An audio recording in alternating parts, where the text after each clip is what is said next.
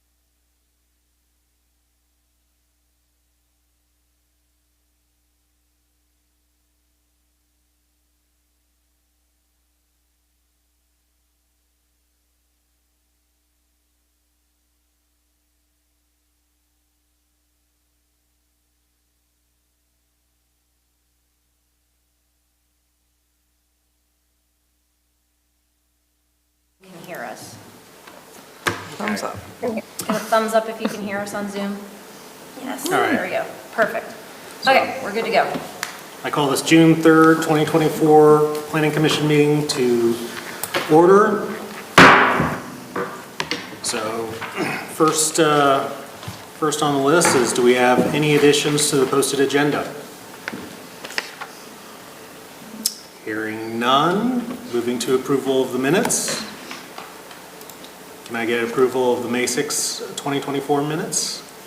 I make a motion to approve the May 6, 2024 Planning Commission minutes. I second it. All those in favor, say aye. Aye. Aye. Motion carries. All right, public comments. Are there any public comments, either in the room or on Zoom, that are not actually on the agenda already today? Hearing none, going to item 4, Center Region Comprehensive Plan, One Vision for 2045.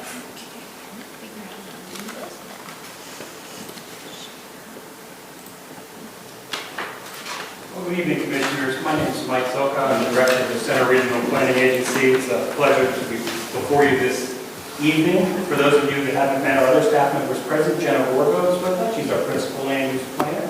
And then Summer Brown, I believe it's her first time before you all. She joined us a few weeks ago, and she's our Land Use Planner. Summer has experience in the Ferguson Township Public Works and Planning Departments. Jenna has experience in Ferguson State College, Community Development Departments. As for myself, I've been in planning for over 10, 12 years, and I actually started my journey that took me over 4 states in your seat tonight as a planning commissioner in suburban Pittsburgh.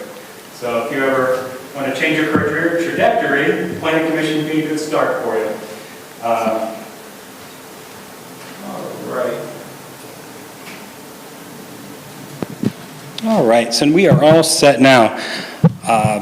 Again, I'm so excited to be before you tonight. We're going to have a great long relationship between our staff and your commission and your township. As I got here, we were in a bit of a tight crunch staffing-wise, but your staff has been great to work with. We've had tough conversations, but we've ended up in a spot where we're going to be driving forward together with full staff and with great plans before us. All right, I think we're a little bit off to the side on the slides there, but let's start at the beginning. Tonight's presentation is going to be 2 parts. The first part is going to be an overview of the regional planning program in CRPC and CRPA, and then the second part will get into the comprehensive plan update itself. The presentations will build off of each other. All right, so let's start at the beginning. There are 3 documents that help shape our agency, that being the Center Regional Planning Commission, which commission, CRPC, is housed and staffed by the CRPA. Sorry, a lot of acronyms, but we'll get them straight here, right? So we have a joint articles of agreement that governs how the Center Regional Planning Commission was created and what it's molded to do. It actually started prior to COG. It started before COG, so it was one of our, probably our very first formal agreement to have that multi-municipal cooperation. And that initial one in 1960s was between College, Patton, and the borough. The others joined in later, being in 1986 and moving forward. We also have the COG Articles of Agreement that you're familiar with that then reshapes the regional structure. And then as we progressed, we have a agreement of relationship with Center County that governs some of the plan reviews that we do instead of having the county staff do those, and further defines that relationship. And that gets into the joint review that the Center Regional Planning Commission has of all those municipal documents that are going before those independent boards.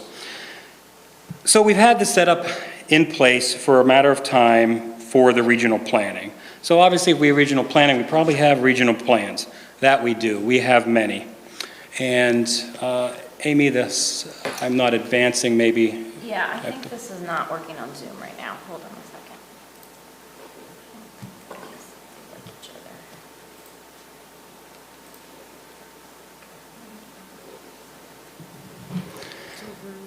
Okay.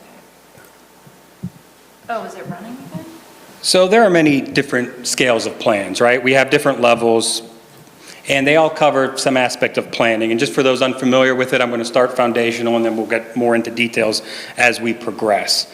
Planning itself helps create communities by anticipating and addressing challenges such as population growth, economic development, environmental conservation, and all those are done by guiding development in a strategic manner. Planning aims to create livable, sustainable, resilient communities. It seeks to ensure that development occurs in a logical, organized manner, preventing haphazard growth and minimizing conflict between different land uses.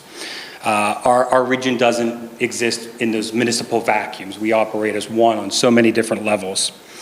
So another item that we'll speak about when we're looking at regional plans is the efficient use of resources. By identifying areas suitable for different types of development, planning optimizes the use of land, water, and infrastructure. Addressing community needs is also quite important, as planning provides the framework for communities to articulate their goals, aspirations, and these plans act as a guide to the decision makers if they're using those plans effectively. So we want to create plans that our governing bodies can use and our community can provide assistance in the formation process so that those plans do end up being shared community visions. And then the governing bodies can make decisions based on those. So those plans can be at a broad range. Those can be county plans that look at those higher level county-wide goals. The center county has a comprehensive plan. We have a long-range transportation plan for the county. The county has a recreation and greenway plan, other plans in housing, and even broadband development.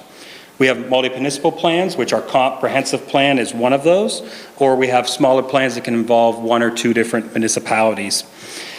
One that we'll get into tonight is the Act 537 plan. COG also has the Climate Action and Adaptation Plan, and then a bike plan, which is also regional. And then we get into the municipal plans, which get into that greatest level of detail. One that we were speaking about earlier today was perhaps a corridor study for the North Atherton Street corridor that could be multi-municipal over 3 different boundaries. Some of these plans, the state requires that municipalities or counties have them in place and update them regularly, and then others are voluntary. I'll get in a few more of the details on that as we progress tonight. Again, these plans are meant to provide real guidance for municipalities, and they're supposed to outline policies and goals that can be implemented. We just don't want to create plans for the sake of creating them, sit them on a shelf, right? Who does that benefit?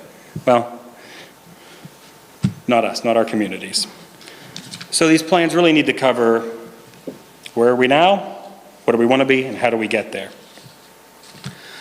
So our plans that are multi-municipal and regional are housed within the regional planning program. Regional planning programs housed within the CRPA. And we have a variety of functions that we take care of in the regional planning program. The first one being the regional comprehensive plan. Our entity is tasked with the creation, maintenance, and implementation of that.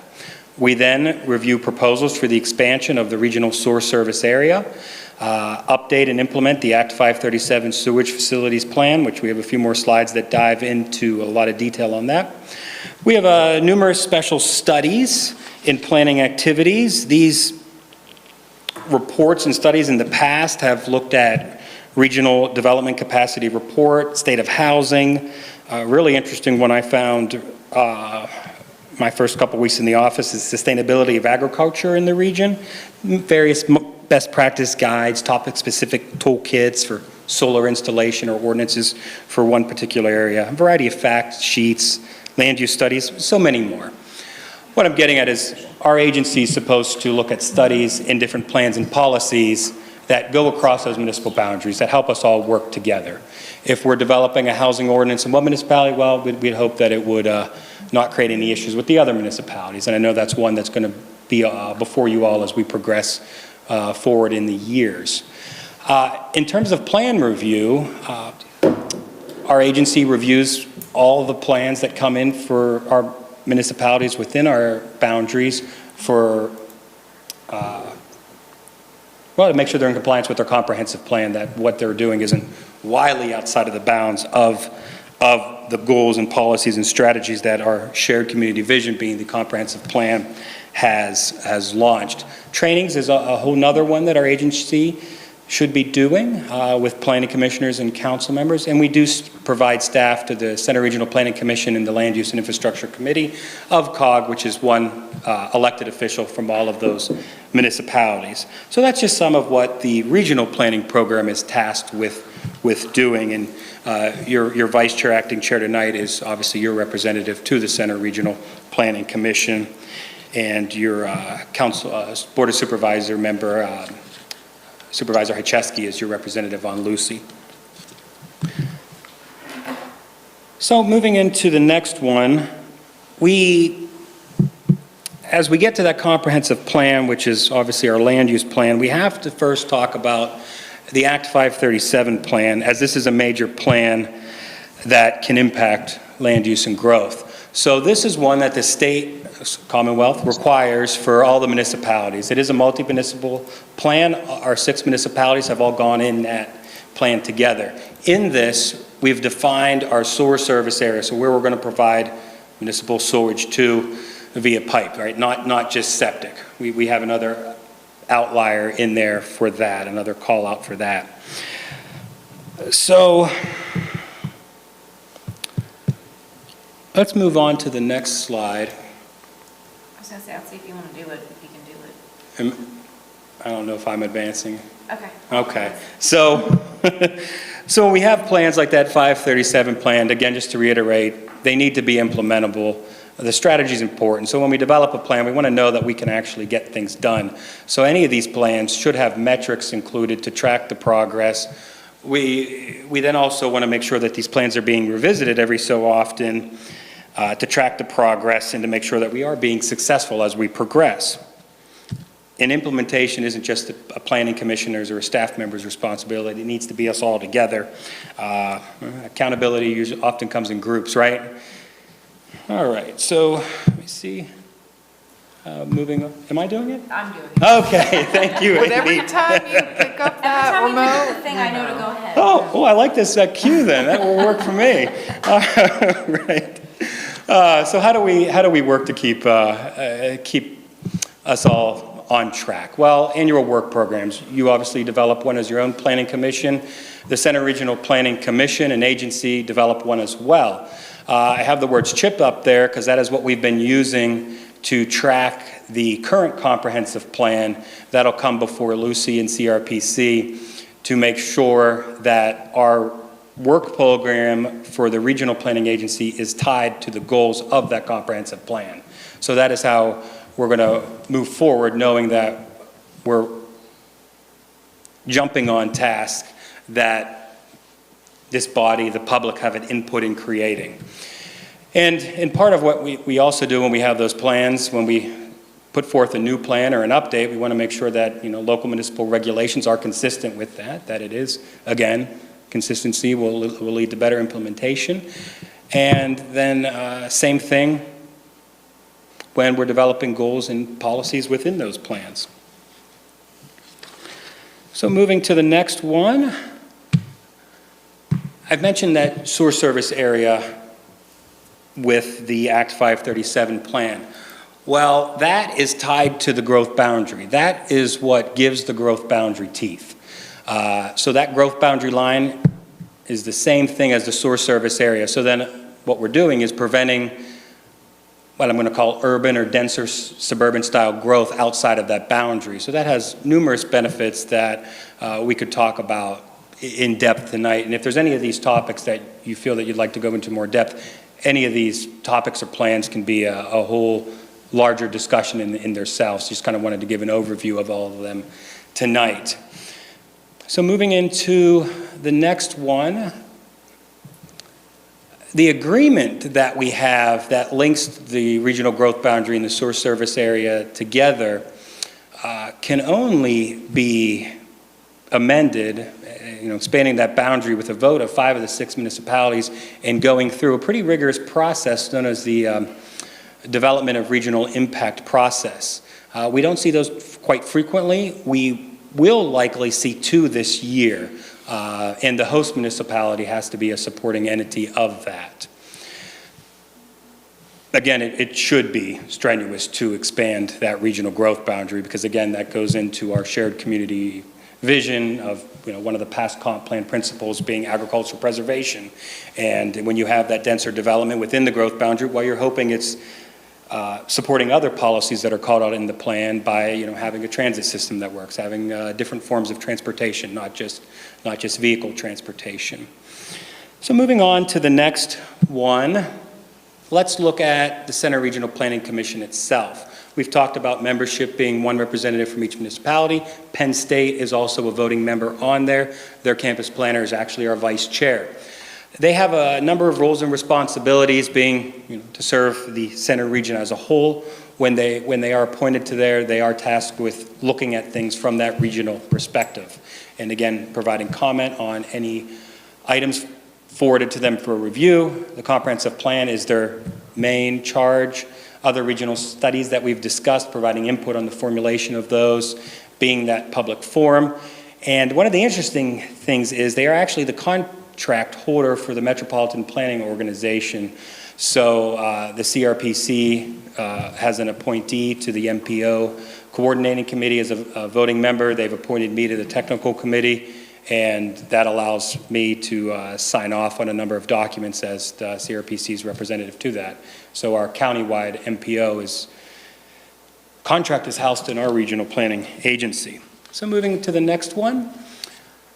The items before you on the screen, I won't read them out. Though I just wanted you to have those for reference in the future. Those are the items that by agreement must go before the Regional Planning Commission. Again, it's those items, so if College Township or any of the townships is doing a housing ordinance or a rezoning, well, all the representatives will get to look at that and think about it, make a recommendation on that regional perspective.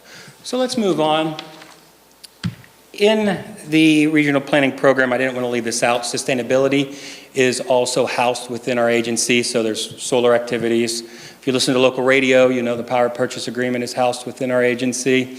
There's the climate action and adaptation plan, and then again, a lot of engagement in education. One of the new partnerships that's occurring is Pam Adams is our sustainability planner, and she's out in the community now trying to build new partnerships on a lot of different items. But one she's working on is with a large land and apartment building developer downtown, trying to work up a toolkit for retrofitting and outlining all the grant fundings to make those buildings more energy efficient in the future. So going into the next slide, just since I'm here, I can't leave without one more sustainability slide. There's a lot coming up this year. We're getting an AmeriCorps member and increased education engagement, looking at EV readiness, and then also a DEP shared energy manager to do a number of assessments.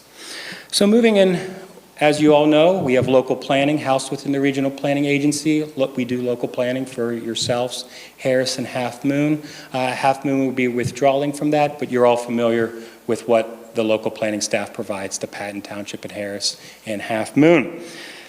So this is just for your benefit as well, kind of a breakdown of the split. Why I wanted to show you this all tonight is that we have specialists in different areas.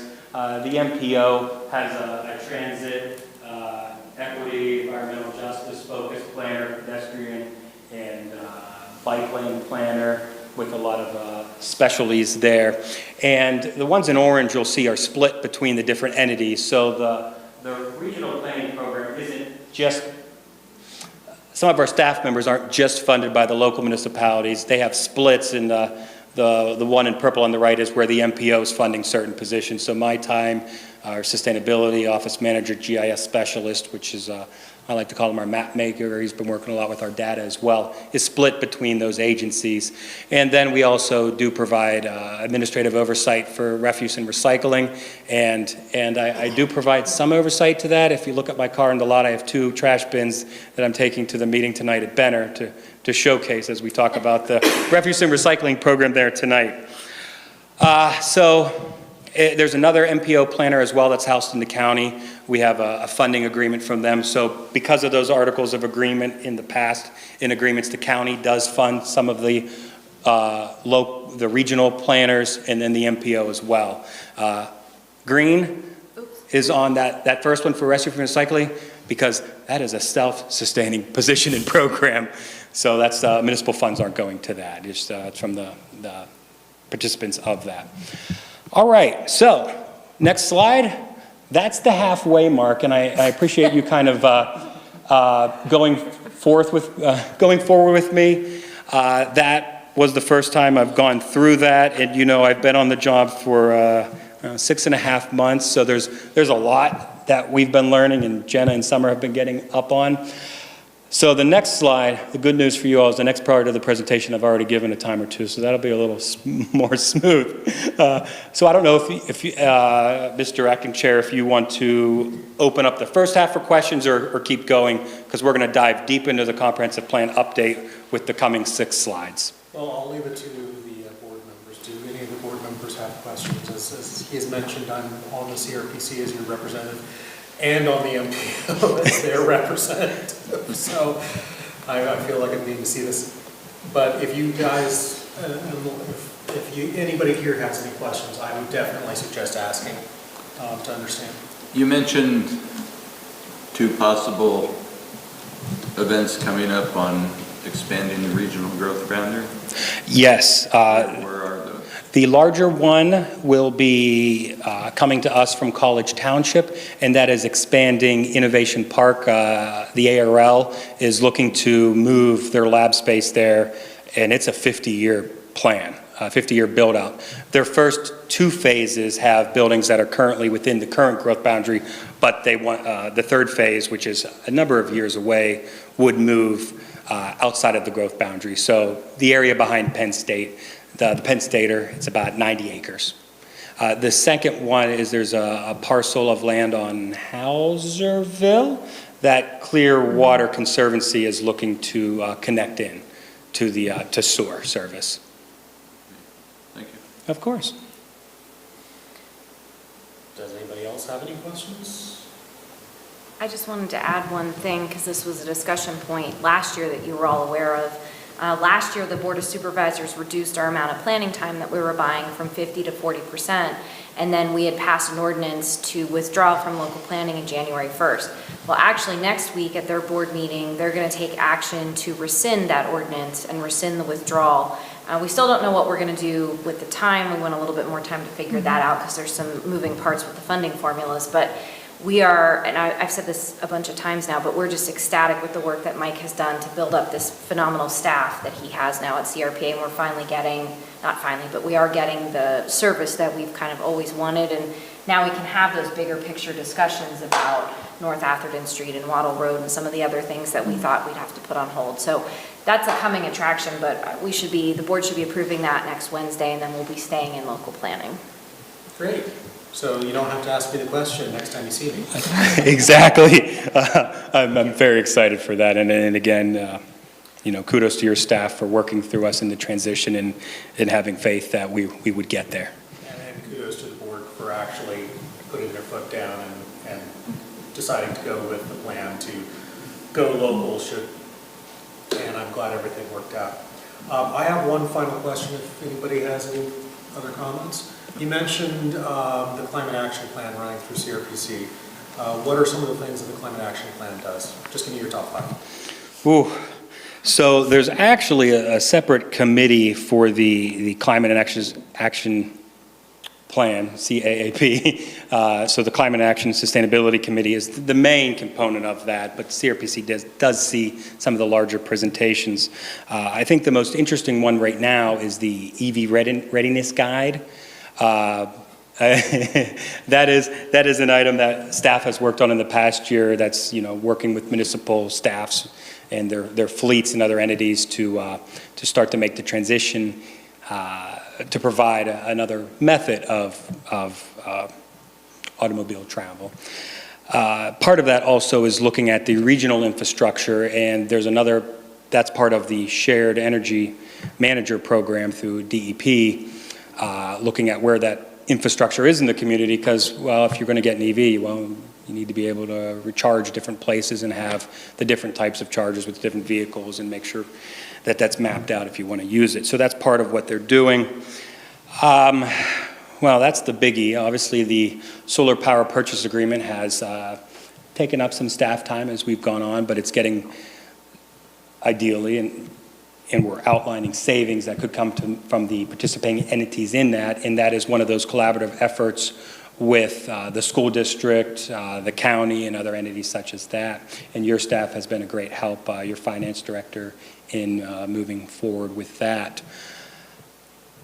You know, those are the ones we've really hit this year. There are a number of other items with Pam having 10% of her time dedicated to the MPO. I mentioned the retrofitting guide that we're looking forward to putting in place this year, working with those large landowners. So, you know, I'd say those 3 are the big ones. I know you asked for 5, but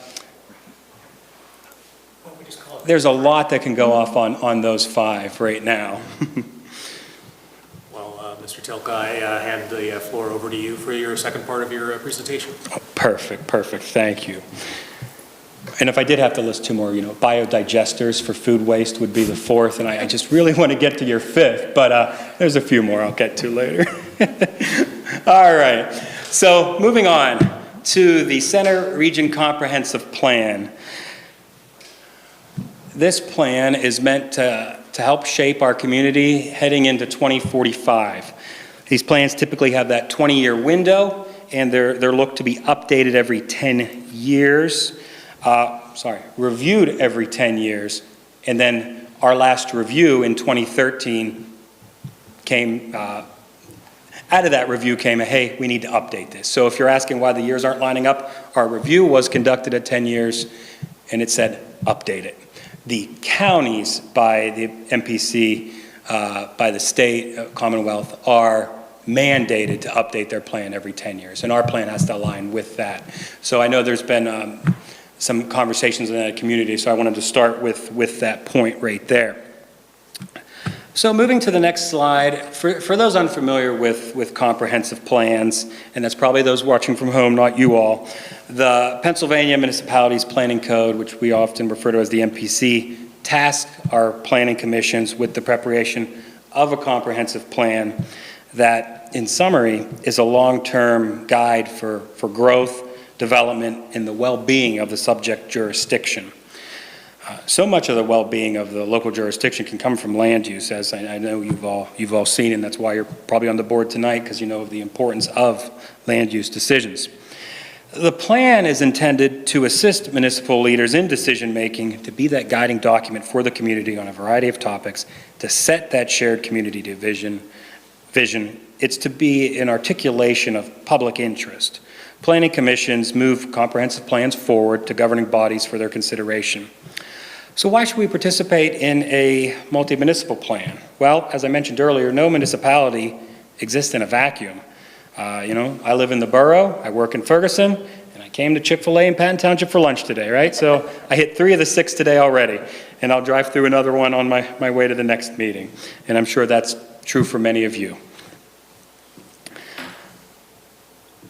A multi-municipal plan, such as our current one, has many benefits, as our big issues often, as I mentioned, and I'll keep reiterating this, cross municipal boundaries. Economic development prospects are strengthened in the region by not having that haphazard approach to use locations.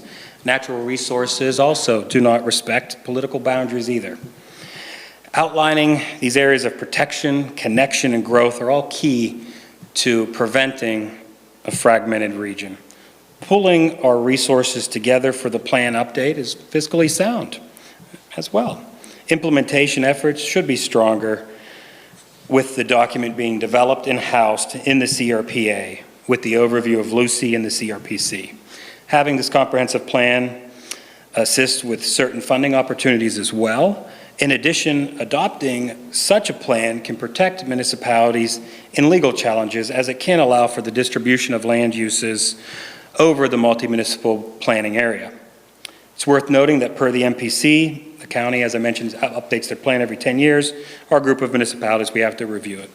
So looking at the next slide, where have we been? Well, we've had regional planning, as I mentioned, our first, and then moving into the comprehensive plan itself. Our first one was adopted in 1976, and we've had 3 updates since.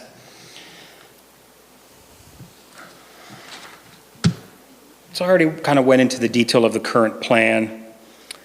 What have we heard about that current plan? Well, at my interview, I heard some felt it was 6 plans glued together.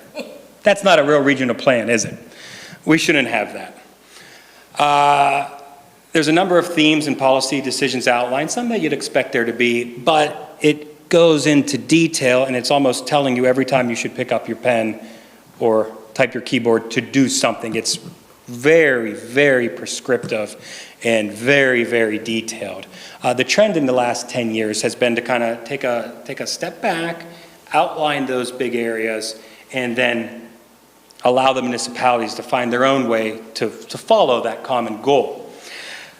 Part of what we want to do with this plan is to create what we've been calling a systematic approach. It's not a siloed approach, because some of those big policies and themes are just one thing. Here's housing in its silo, here's sustainability in its silo, here's transportation. We want to break down those barriers and then have those big things we want to accomplish cross those boundaries, because we know that housing is affected by transit and transportation and vice versa. So when we're developing this plan, we want to have those big themes and policies that we can approach from different angles, and perhaps one of our solutions to one item actually will help us with another two. That's the kind of thinking we want to start as we move forward with this document. We've also heard that it's not utilized enough. It's sitting on that shelf. The Regional Planning Commission and staff members get to review it, send their review, but it's not being used as a resource and a guiding document for those decision makers. Other states I've worked with, the zoning, a rezoning has to be compliant with the comprehensive plan. Now that's not the case in Pennsylvania to that degree, but we want it to be a document that has so much public input and is so thought out in a manner that when a rezoning or a new ordinance comes before your Board of Supervisors, they said, this is out of alignment with the comp plan. It gives them that defense to make that tough decision. And that's, in other places I've worked, seen where the comprehensive plan is stood on and used, taken off that shelf. It's a defense mechanism to make good decisions, because sometimes good decisions will have people opposed to them in the room. And we want to make sure we provide that resource and that defense mechanism to decision makers. And on the flip side of that is we want to have a guide for when we go to those annual work plans. Where are our priorities? How do we want to move forward? Let's start tackling tough things. All right. So I think we've covered all of that. So moving on. Where are we thinking of going? So the model that we're looking to use for the structure, Lucy and CRPC and former staff members came up with this particular model, and that's of Greensboro, North Carolina. So if you do a quick internet search later today, GSO 2040, GSO 2040, you'll see the structure of the plan, and it goes into some of those elements that I've talked about tonight. So where are we going to start? Well, we're going to start with values. What is our community value? And we're going to use that to help shape where does our community want to go. It could be different. Could be the same. We're hoping it builds off of each other in one way or another. And then getting into using the values and visions to shape those big ideas, right? Let's say that's 6 or 8 big things we want to tackle. Now again, we're just using Greensboro, North Carolina as the structural model, but one of the things they wanted to tackle is becoming car optional. So we know that that will go across a whole bunch of different dynamics of, how we zone, how we create transportation system, but that's one of their big ideas. Then out of those big ideas are 2 or 3 goals, and then under those goals are the strategies which get into, okay, here, look at an ordinance for this, but it's not so prescriptive as, to say that ordinance needs to have A, B, and C like the current plan does. So there are some plan requirements before you that the state mandates that our plans do include, and we feel that model that CRPC and Lucy have picked out for us will be able to fit all those elements in. That's your land use plan, different plans for facilities, different resources, implementation strategies, compatibility with neighboring municipalities, housing movement, etc. And then there are also some optional components of that, which is an ongoing discussion that we'll have as we move forward. So moving along, what's the time frame? Well, I'll be honest, I want to get this done before the next round of municipal elections.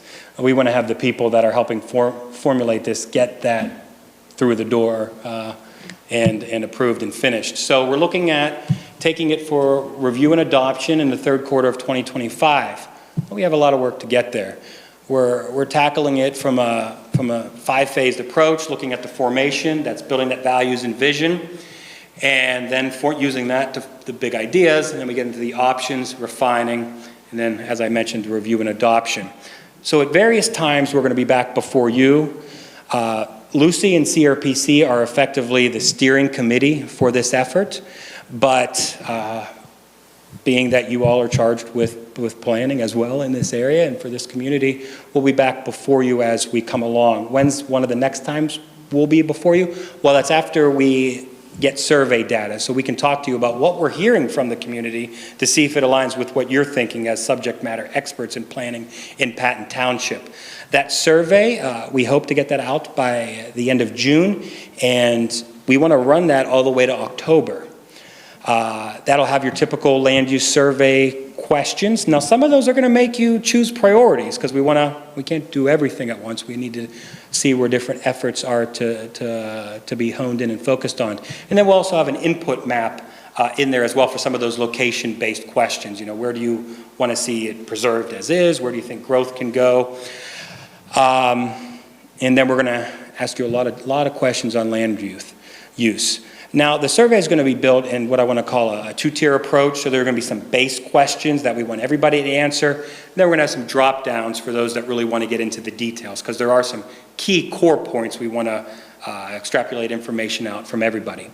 But as we go forward in the coming months, we're going to launch a project website that'll have those frequently asked questions on there for people. So guides for you all if you're talking to your friends, family, neighbors about the comprehensive plan.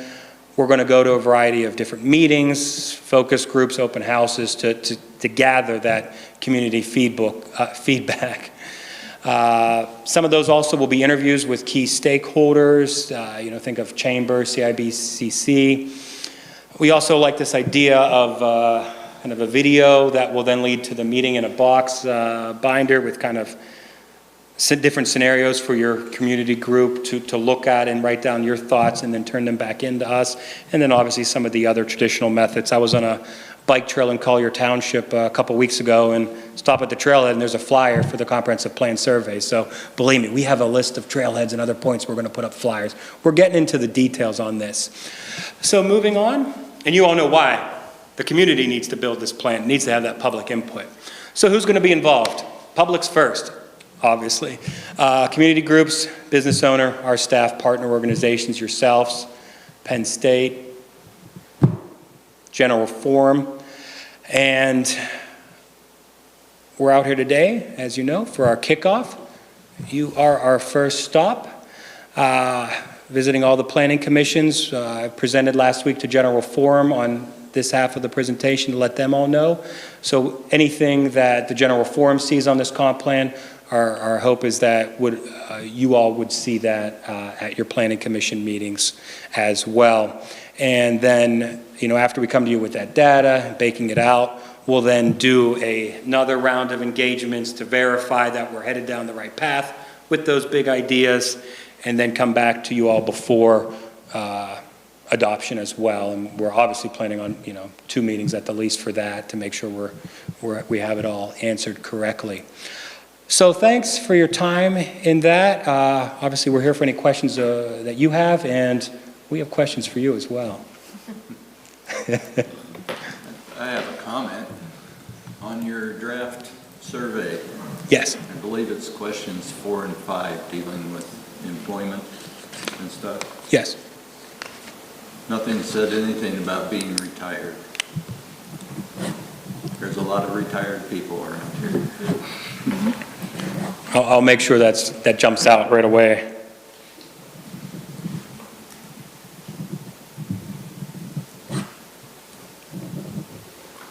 Appreciate that. Yep. Any other comments, questions? Ellen has her hand up on Zoom. Go ahead, Ellen. Hi, just wanted to say thanks so much. This is really, really exciting. And my question is, how can, we help you, especially with public engagement? I mean, what can we do to make, make more connections with the community, to make sure? I feel like the climate adaptation plan was really well done. There was a lot of community involvement in putting that together, and I'm just wondering if there are things we could do to help. Well, you nailed one of the questions we had for you, so I really appreciate it. We're compiling a list of different events where you think perhaps we could table at. We also have a list of community groups. So I believe we're trying to pull that up to share with you right now so that we can get and we're obviously we can send this to you for further thought as well. We totally plan on, walking around with those little quarter sheets of paper with a QR code to go and take the survey and provide feedback back on the input map. We are hoping that having it out from end of June to early October will allow for people to find that 20 minutes to half an hour to provide comment in that.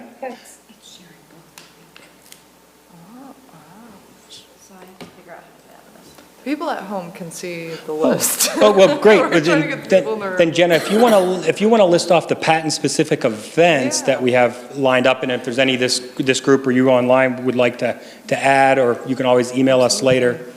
Yeah, so part of this process, we are going to be going out to a lot of events. So throughout the summer, you will be seeing probably me and Summer and Mike running around, ideally with little postcards or something to get everyone going to this website to get as much community input as possible. So part of that process is we created a list of all community events going on from here until October, pretty much, by municipality. A lot of it based on just living here for 8 years. Summer's been here for 30 years. I mean, we're really trying to capture everything.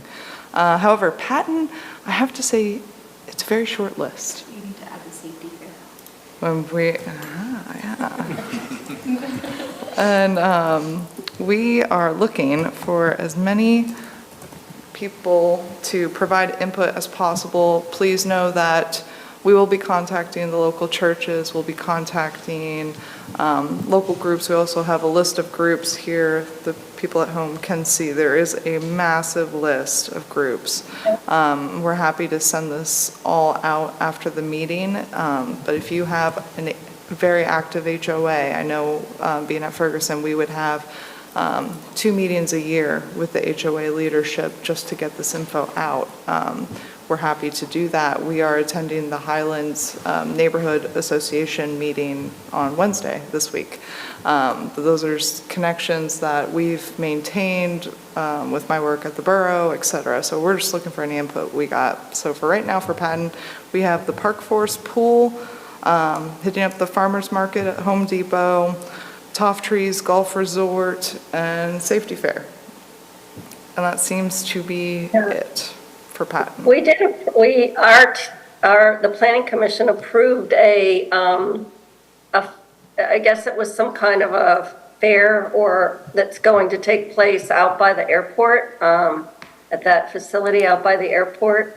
I think that's Can't think of the name of it, to be honest, it slipped my mind. But it's Acres Fest. It's going to be the middle of June 21st, maybe? Okay. Acres Fest? Yeah, that's at the Acres property. Okay. Reed Farm might be another one. Reed Farm. And the Nittany Valley Sports Center. Yeah, we hit C3, Nittany Valley, okay. But yeah, no, we can do this live. I was actually amazed how little we could find with the events. Obviously, we have Wing Fest, we have Arts Fest, we're trying to get all the big stuff, but anything that you all are aware of specifically for Patton Township, we would like to get out. It is 20 times easier to get the word out if we're piggybacking off of a event that's already going on that has an established following. So that's probably our biggest goal here, in addition to all the groups that we have listed. Again, we're going to be hitting up the churches. We have a list of environmental groups. For Center County, we're going to try to get that down to State College area, but CATA, CCAR, we're trying to hit every single group we can think of to get this info out, to get feedback. So I will send this out after the meeting. Feel free to send anything we're missing back to myself, Mike, and Summer, and we can get that updated so I know what I'm doing for the summer. And we don't just want those groups that would be traditional partners in efforts like that. We're totally okay with going to those groups that might not have any interest or desire to participate. More than happy to show up and have a good conversation, or at least try to encourage it. Do you have, can we put it on the website for the township, or is it already on there? I think we will be definitely sending out info. If you are on an ABC, I would anticipate to receive some sort of email notification. Ideally, if we could get it on all the municipal websites, that's easier. I know some do, let's get it up. Oh, we got it. I know some municipalities, they will do newsletters. So getting something in there. We even considered utilities and your bills that go out, and trying to get something in there as well. A lot of people are going electronic now, though. So yeah. So we are looking for any great ideas, any gatherings out there going on to get this info. Well, I know like a lot of people will just peruse the township website and look at the different, either the Board of Supervisors meetings coming up or the Planning Commission meetings, just to see what's like, what's going on. To decide if they want to go, Zoom in or come in for any of those meetings. So it'd kind of be nice to have like a drop-down tab off of something in that area. Yeah, we can definitely, we will be looking at those options with each municipality as we go through. If municipalities, I know a lot use Constant Contact. It's very easy to set up a mailing list for anyone who wants to be notified. I know our website will have one as well. So if we can get that website info in the residents' hands, great. If they are comfortable and used to going to their own municipal website, then yes, we need to also get that info to the websites as well. And we won't have that website live or the survey live till after we've gone through our whole tour of municipalities. We want to make sure that the planning commissioners know what's coming before we launch that publicly. So you'll get that, you'll be one of the first to get the notification when we do put our comp plan website live. And as you see that website, navigate it, feel free to send us any comments, critiques, opinions, positive feedback, negative feedback, we'll take it all. Okay. So with that, does anybody else have any questions? Okay. Very good, really exciting. With that, we'll go to staff's report on pending items. Are there any pending items? No, we told you about the local planning, staying with local planning at CRPA, and then the only other thing to note from the supervisors was that they approved the Decibel Partners Hotel, and the Decibel Partners Hotel group is meeting with the Cradle Lane property owners to discuss that possible road connection that we had mentioned. So we're encouraged that, obviously we can't require them to do that, but we're encouraged that they're going to have a discussion. Okay, and then anything from anybody else? How's it going on alternates or replacing the seventh member? So we got an application from someone, and I've reached out. We have a ABC committee amongst the supervisors, so I've reached out to them to have them interview the person that submitted the application for the full-time member. We haven't gotten any additional alternate member people. Thank you. Yep. Oh, and one other thing to note, we are going to be sending out information. We need to set up a joint meeting with the board in July to begin working on the attainable housing regulations. So we want to get that initial meeting scheduled with everybody. And Oh, there's a gentleman on Zoom that has a question. Okay, what's your question? Is the Decimal Partners plan, approved plan on your website somewhere? I don't know that it is on our website. Valerie, do you know? The actual approved one Yeah. would not be on there, but the other one should be. The The one that would have came out to, Oh, yeah, with the agenda packet. Yeah, the plan that the Board of Supervisors looked at would be in their agenda packet from May 22nd. Oh, that one has been approved? Yeah. I understand there was the Conservation Department had some comments on it, but have they been resolved? Nicole, can you answer that question? He's referring to on the basin. Right. I'd have to get with Michelle on that because she was dealing with the conservation district with all that. But I think everything was addressed from Pentair Engineering regarding the basin. Okay. I'm from Kingston Village. We were just concerned about those retention ponds draining into our main retention pond at the end of that stream. I'll check with our engineer tomorrow. She'll be back in the office on Wednesday, but I'll find out that information, and if there's anything that we need to update you on, we'll let you know. Okay. Thank you very much. Thank you for your question. You're welcome. Are there any other questions? Otherwise, I will give a quick report from James Saylor for the CCMPO.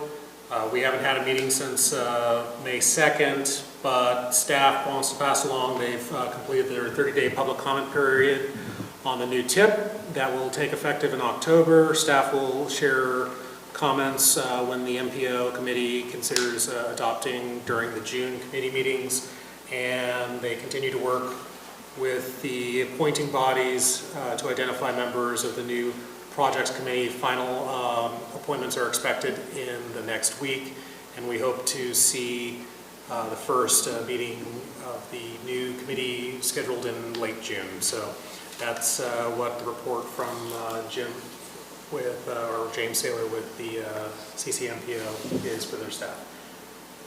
I don't have any questions. Okay, so I will entertain a motion to adjourn. motion that we adjourn. Second. All right, all those in favor say aye. Aye. So moved. We are adjourned.